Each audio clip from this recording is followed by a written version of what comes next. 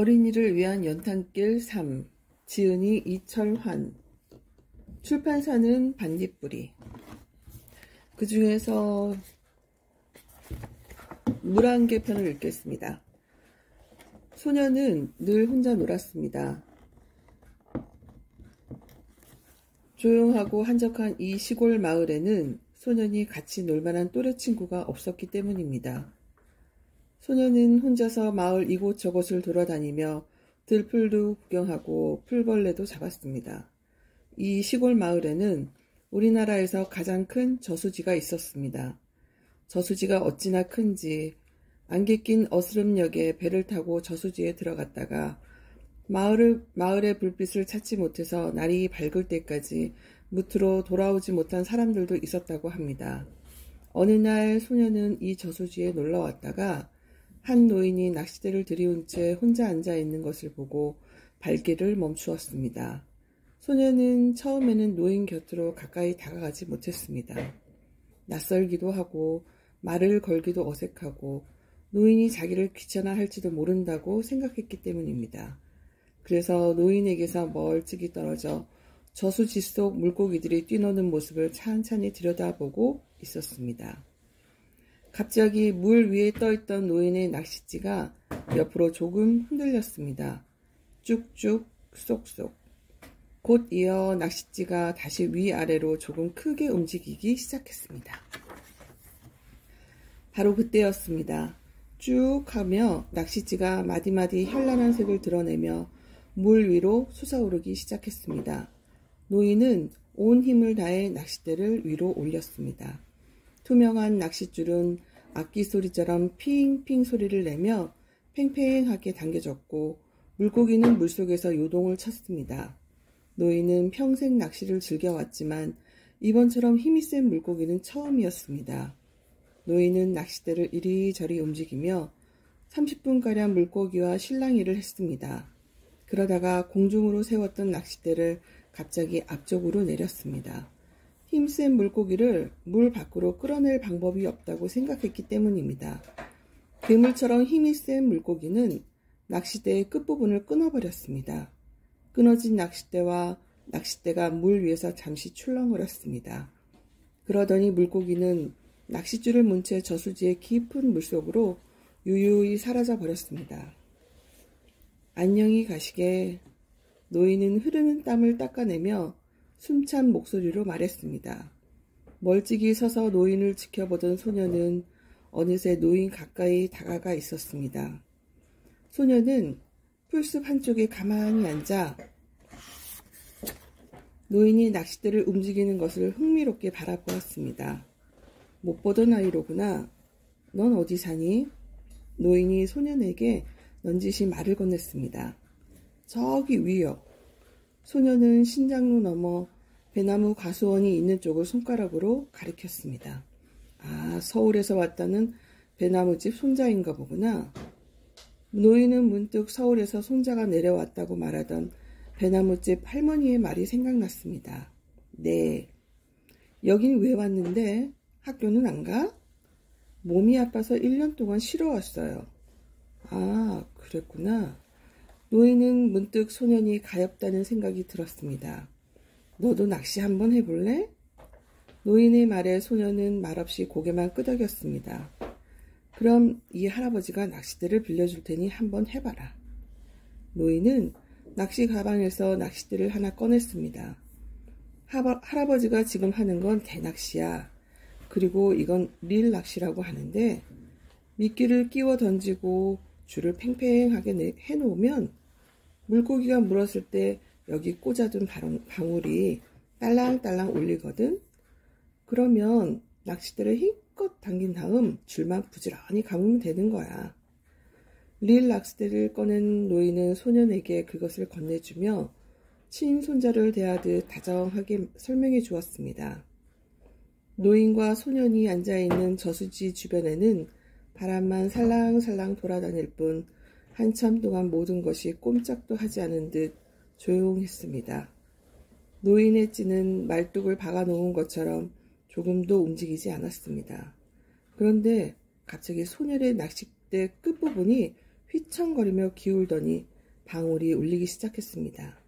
딸랑딸랑 딸랑딸랑. 소녀는 방울 소리에 놀라 낚싯대 끝을 바라보았습니다. 힘껏 잡아 채거라. 어서. 그리고 위로 당기면서 낚싯줄을 감아. 노인은 제자리에 가만히 앉아 말로만 지시할 뿐 소녀는 직접 도와주지는 않았습니다. 당황한 소녀는 조금 망설이다가 노인의 말대로 낚싯대를 위쪽으로 힘껏 잡아챈 후 줄을 감기 시작했습니다. 릴 낚싯대가 사정없이 떨리면서 방울 소리는 더욱더 요란해졌습니다. 딸랑딸랑 딸랑딸랑. 소녀는 태어나서 처음으로 느껴보는 짜릿한 손맛에 더없는 흥분을 느꼈습니다. 힘세게 버티던 물고기는 한참 만에 조금씩 물 위로 끌려 나오기 시작했습니다.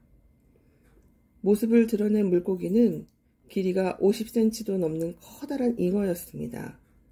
노인은 그제야 소년에게로 다가왔습니다.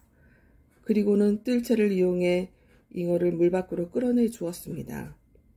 땅 위로 올라온 잉어는 수염난 주둥이를 꿈뻑거리며 가쁜 숨을 몰아쉬고 있었습니다. 우와 우와! 소녀는 자신이 잡아 올린 잉어를 보며 연이어 탄성을 질렀습니다. 소년의 목소리는 감격한 나머지 떨리고 있었습니다. 너 혼자 힘으로 이렇게 큰 잉어를 잡았구나. 기뻐하는 소년을 보며 노인도 마음이 흐뭇했습니다. 소년이 집으로 돌아가고 날이 어두워질 무렵입니다. 밤낚시를 하기 위해 단골 낚시꾼들이 저수지를 찾아왔습니다. 노인은 그들을 배에 태워 넓은 저수지 한가운데로 나갔습니다. 저수지 한가운데에는 낚시꾼들이 앉아 있을 수 있도록 뗏목처럼 나무 판자를 이어 만든 수상좌대라는 게 있는데 노인은 그들을 그곳까지 데려다 주었습니다. 어르신, 약주나 한잔 하고 가시죠. 단골 낚시꾼이 노인의 팔을 끌며 말했습니다. 그럼 한 잔만 하고 갈까? 노인은 수상좌대 위에 지어놓은 천막 안으로 들어가 낚시꾼들과 함께 술을 마셨습니다. 1시간쯤 지난 후에 노인은 천막에서 나왔습니다. 그런데 벌써 저수지 전체에 짙은 물 한 개가 깔려 있었습니다. 웬만한 강보다 넓은 저수지에 물 한 개가 짙게 깔리는 날에는 불과 몇 미터 앞도 제대로 볼 수가 없었습니다. 만약 물 한 개 속에서 길을 잃기라도 하는 날이면 안개가 거칠 때까지 꼼짝 못하고 물 위를 떠돌아야만 합니다.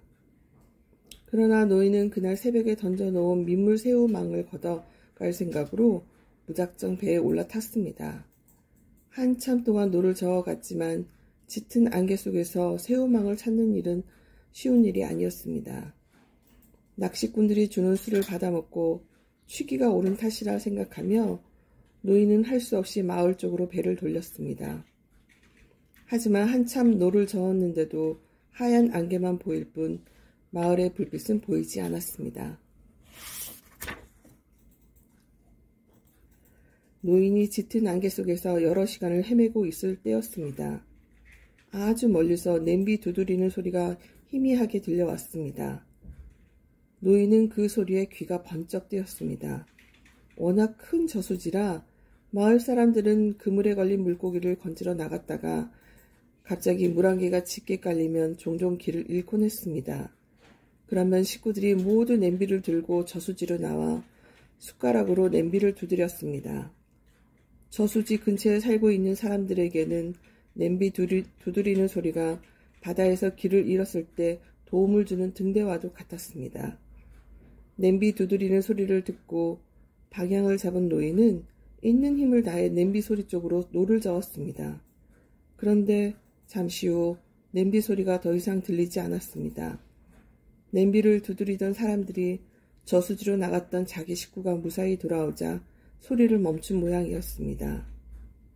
노인은 냄비 소리가 들렸던 방향으로 계속 노를 저었습니다.